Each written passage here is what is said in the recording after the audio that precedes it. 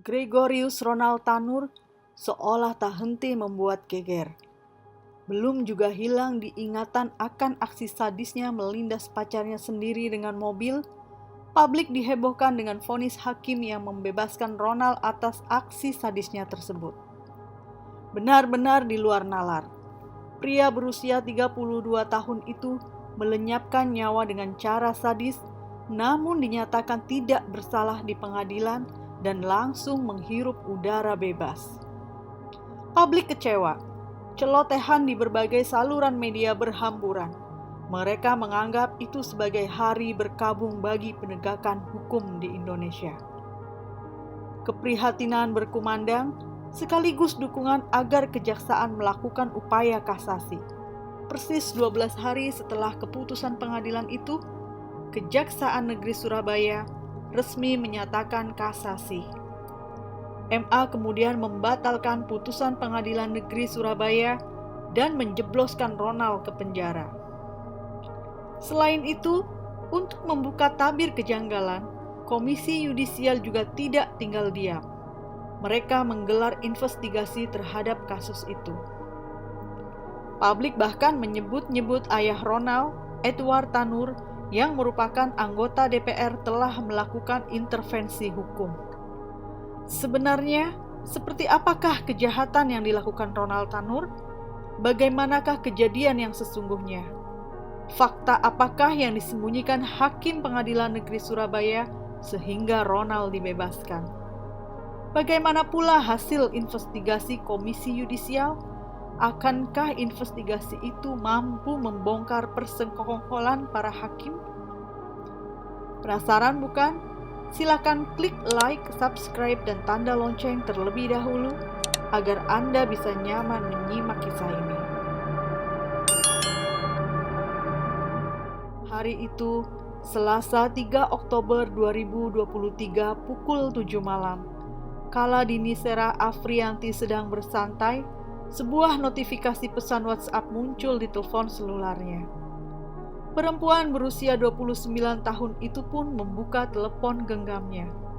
Nama Ivan Sianto terlihat bertanda hijau di deretan pesan masuk. Dini membukanya dan tertera ajakan Ivan untuk berkaraoke bersama malam itu juga di Black Hole KTV. Tanpa pikir panjang, Dini pun menyetujuinya. Sekitar pukul 21.40 waktu Indonesia Barat, Dini datang bersama Ronald Tanur. Mereka bergabung dengan Ivan Sianto, Rahmadani Rifan Nadivi, dan Eka Yuna Prasetya yang sudah ada di room 7 Black Hole KTV.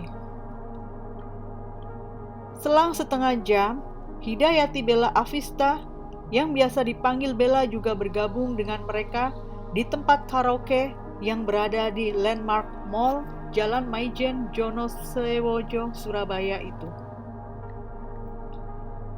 Di room nomor 7 tersebut, mereka berkaraoke sambil menegak tequila Jose secara bergantian. Dini awalnya menolak minuman beralkohol itu dengan alasan khawatir jika mabuk nanti akan bertengkar dengan Ronald. Akan tetapi akhirnya Dini turut juga minum tequila Jose meski dengan jumlah sedikit. Tepat pukul 00.00, Ivan beserta teman-temannya meninggalkan room karena Bella terlihat sudah mabuk berat. Pada saat meninggalkan room itu, Ivan dan teman-temannya menyaksikan bahwa Dini dan Ronald dalam kondisi baik-baik saja dan tidak terlalu mabuk. 10 menit kemudian, Dini dan Ronald juga meninggalkan ruang karaoke itu. Ronald membawa botol tequila yang masih berisi sisa minumannya.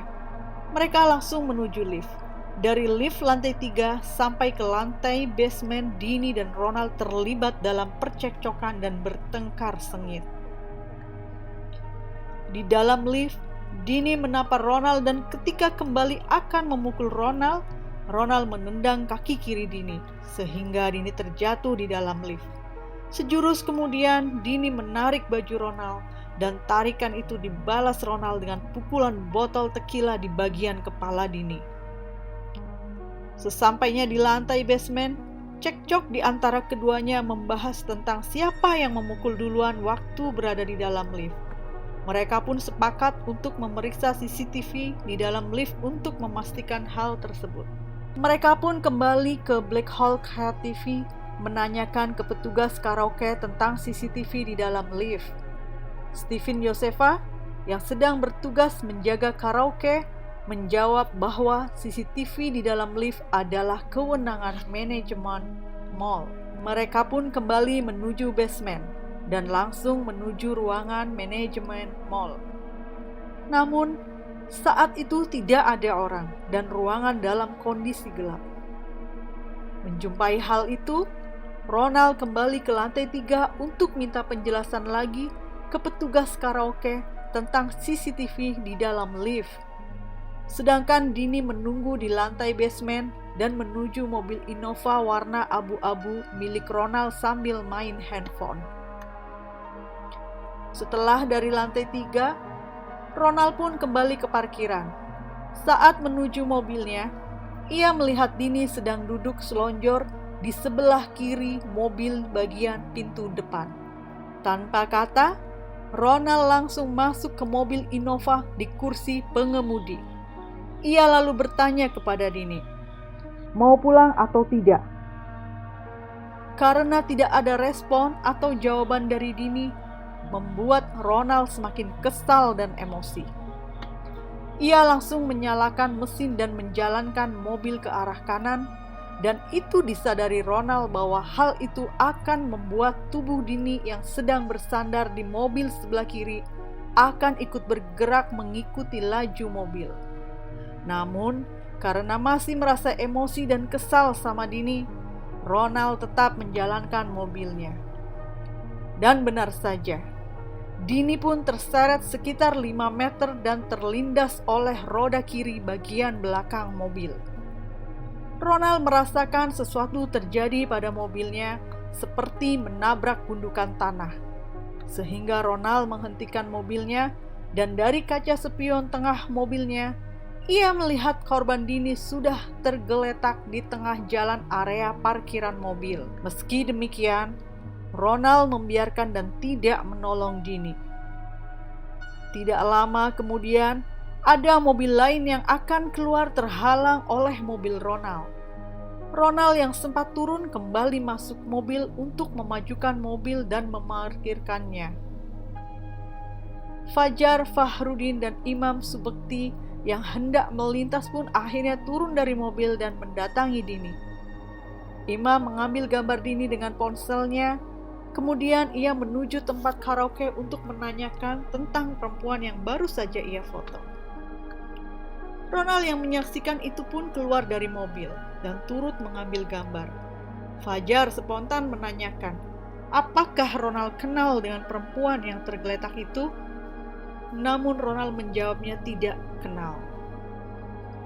Selanjutnya, Fajar berinisiatif memindahkan Dini ke pinggir agar tidak menghalangi jalan.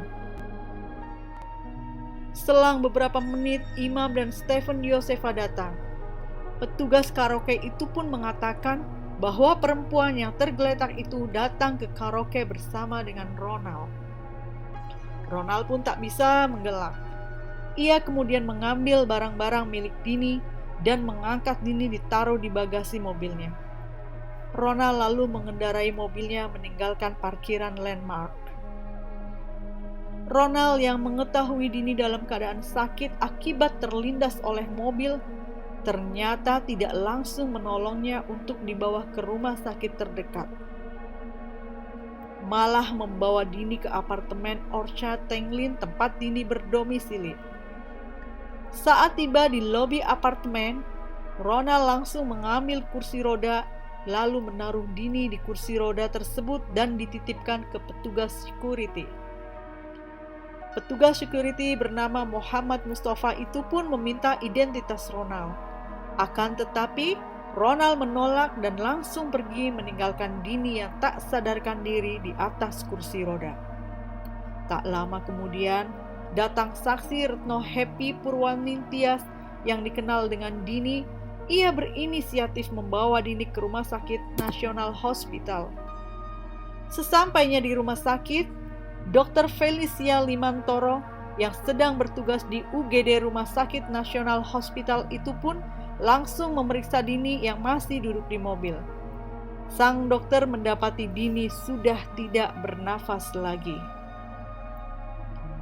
Kemudian sang dokter melakukan pemeriksaan lanjutan menggunakan alat defibrillator. Hasilnya kondisi jantung Dini dinyatakan asystole alias sudah tidak mempunyai denyut jantung. Selanjutnya, untuk memastikan Dr. Felicia juga memeriksa pupil Dini. Dan diketahui bahwa refleks mata Dini terhadap cahaya negatif. Janda beranak satu itu pun dinyatakan meninggal dunia.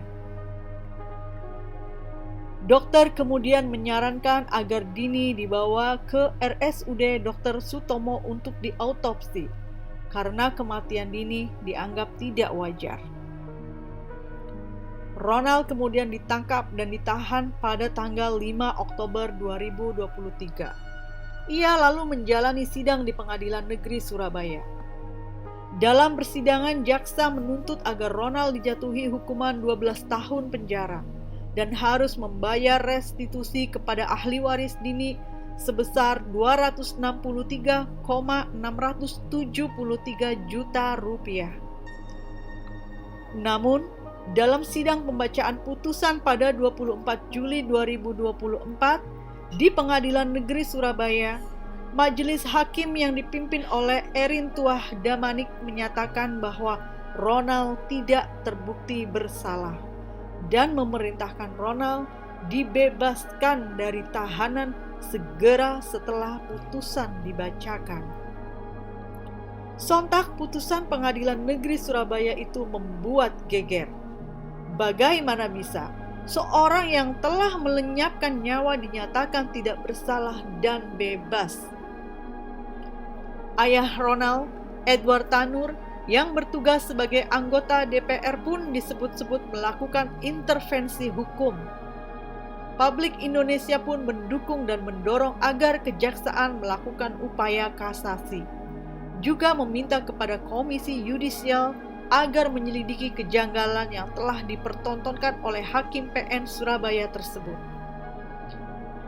Kejaksaan Negeri Surabaya yang menilai putusan PN Surabaya tidak sesuai dengan fakta di persidangan pun akhirnya mengajukan kasasi, persis 12 hari setelah putusan PN Surabaya dibacakan.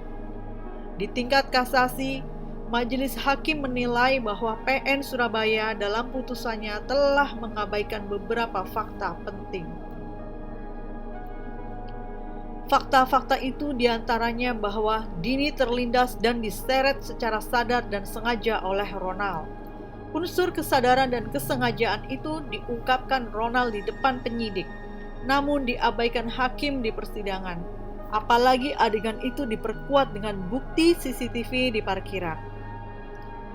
PN Surabaya juga mengabaikan bukti visum yang menyatakan bahwa kematian Dini adalah akibat luka robek majemuk pada organ hati akibat kekerasan tumpul sehingga terjadi perdarahan hebat yang berhubungan dengan terlindasnya dan terseretnya bagian tubuh Dini oleh roda mobil. Apalagi diketemukannya jejak ban mobil di lengan atas Dini yang polanya sama dengan pola ban mobil milik Ronald. Dengan fakta-fakta itulah, Majelis Hakim Kasasi menyatakan bahwa Ronald secara meyakinkan bersalah telah melakukan pembunuhan terhadap Dini dan menjatuhi hukuman 5 tahun penjara. Meski MA telah menjatuhi hukuman terhadap Ronald dan Ronald sudah kembali di penjara, namun cerita tentang Ronald belum berhenti. Beberapa fakta baru kemudian terungkap yang membuat publik 62 semakin riuh dan heboh. Betapa tidak, 3 hakim yang mengadili Ronald kemudian diberhentikan Begitupun dengan Ketua PN Surabaya ikut diberhentikan. Bahkan, keempatnya kini harus berhadapan dengan pengadilan setelah ditetapkan sebagai tersangka.